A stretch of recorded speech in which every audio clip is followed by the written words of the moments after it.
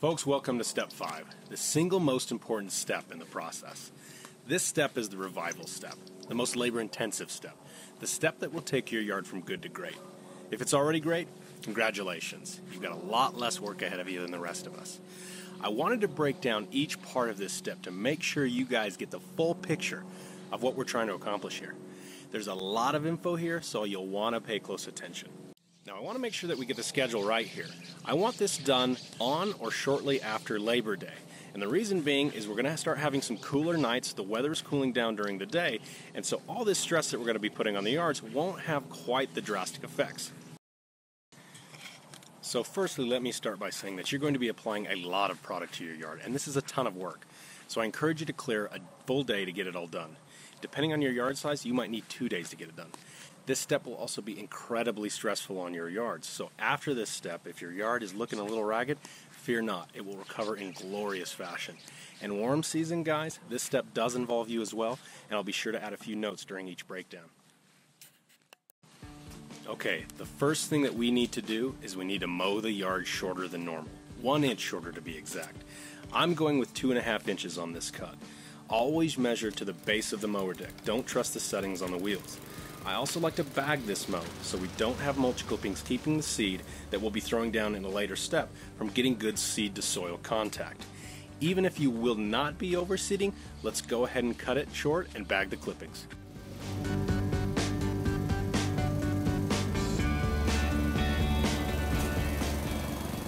The next thing that we need to look at is our thatch layer. Cool season, guys, take a rake out into the yard and rake up a small area. If a ton of material is coming up, it may be a good idea to power rake the yard. Now is the time to get that done, and I'll put a link in the description below to an affordable electric power rake. When you use it, I recommend only going in one direction, unless you want some serious stripes in your yard for the next few weeks. Once you finish, run the mower over it again with the bag on to get the material off the yard. Now, warm season, guys, with thatch issues, a power rake will absolutely wreck your yard, so don't use one. Something you or folks with cool season turf that are comfortable with liquid applications could use as an alternative is a liquid dethatch product, which is actually what I'm doing this year. I'm using the N-EXT dethatch from Green County Fertilizers. What this does is actually speeds up the breakdown of the dead material, which will eventually go back into the soil and feed the grass, which is great. I apply the dethatch at about 6 ounces per 1,000 square feet. If you guys need some help on how to do these liquid applications, hit me up and maybe I'll put together a video. Now, if you don't have a lot of material coming up, there's no reason to dethatch. Take a hand rake, go out there and rake up some of the thin spots just to break up that soil a little bit, and that will help with the seed germination coming up here in just a minute. And guys, that's not thatch, that's just dead grass. Next, guys, if you have weeds, you gotta kill the weeds. Please spot spray only, as a broad application of weed killer here could seriously affect the germination if we're going to be overseeding. Of course, if you've followed the process thus far, you've only been spot spraying anyway. Weed Begone, Bear Weed Killer, Image All-in-One, they all work here. Just make sure to read the bottle to ensure it's safe for your turf type. Now, next is a big one, soil compaction. It needs to be addressed. Roots cannot dive deep in compacted soils. How do you know if you have compacted soil? Well, let me show you. What you're going to need to do is you're going to need to take a long screwdriver and go outside and poke it into the ground. If it goes in 6 to 8 inches easily, you don't need to aerate. If it doesn't, we need to address this, as it's vital to having healthy, drought-tolerant turf. So there's actually 2 ways that we can go about aeration, and the first is mechanical aeration, and you need to schedule that as soon as you can, if that's the route you choose to go. Since all of the other steps need to be done on the same day, you're at the mercy of when you can get this scheduled. Once the mechanical aeration is done, leave those cores on the ground. Yes, I know, they're ugly, but they will aid in seed to soil contact. If you have warm season turf, or you want to try an alternative to mechanical aeration, you could give liquid aeration a try. I have chosen to go this route this year, and I'll be using the N-EXT Aerate product. There are several options out there, and I'll link to them in the description below. But I really like the science behind all these products, and I've seen great results with them. Now, one additional note here. If you have some especially compacted areas, go ahead and have the guy that you're having doing the mechanical aeration go over that spot 2 or 3 times. Or if you're using a liquid aerate product, go ahead and spray a little heavy in that spot. Great, guys, we've prepped the yard for the next applications.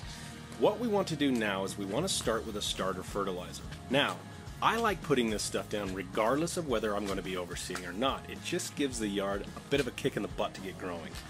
Starter fertilizer is available from a ton of different companies. Just make sure you don't get the one that has the weed control products in it. I like the Fertilome stuff, but you can get just about any bag that says starter fert on it. What this stuff will do is it'll put a lot of phosphorus into the ground to get those roots, once the seeds start to germinate, it'll get those roots established, which is what we want. Next, my favorite stuff, humate. Throw it down. I use the granular stuff from IFA, but you can also use the liquid humate. This will help the turf absorb these nutrients and help with moisture retention in the soil.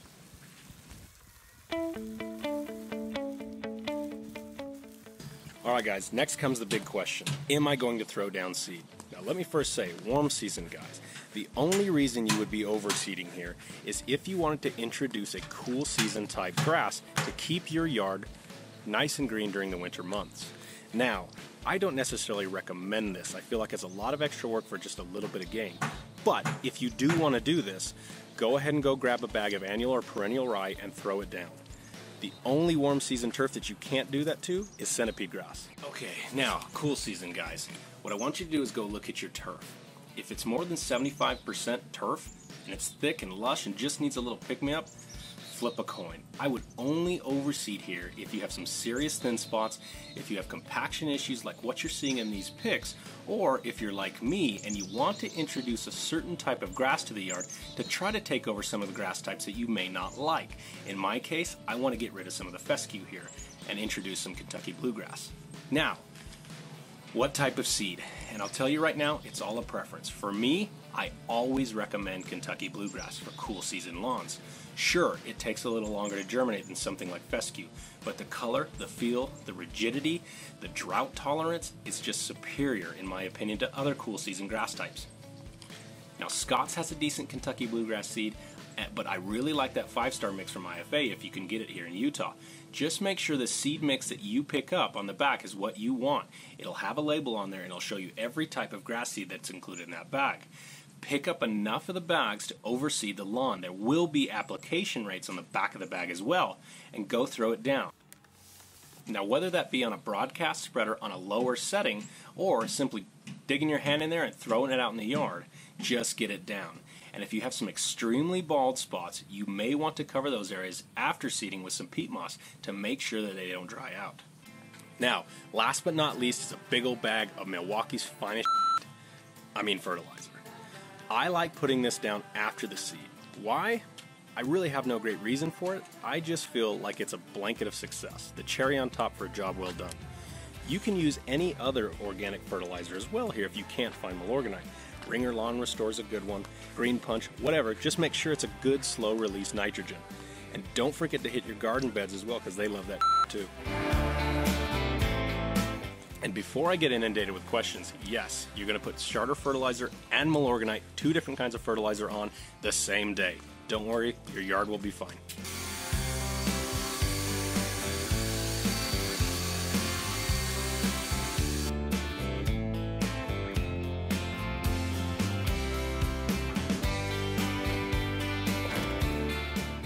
Finally, give your yard a full irrigation. I don't care what time of day it is. It needs it. You just beat the living hell out of it. This will help get the seeds set in the soil and will start breaking down the products that we just put on the yard. After this irrigation, we need to make sure to keep the topsoil wet until those seeds germinate, which could take up to 2 weeks. My recommendation is to briefly water the yard in addition to your regular irrigation 2 times a day, 1 in the morning and 1 in the evening. Let's say pop-up sprays for 5 minutes and rotors for 10 minutes. You will also want to be really careful in mowing the grass. You really don't want to be mowing until those seeds germinate and reach mowing height. So yeah, your yard's going to look a little, wild for a little bit.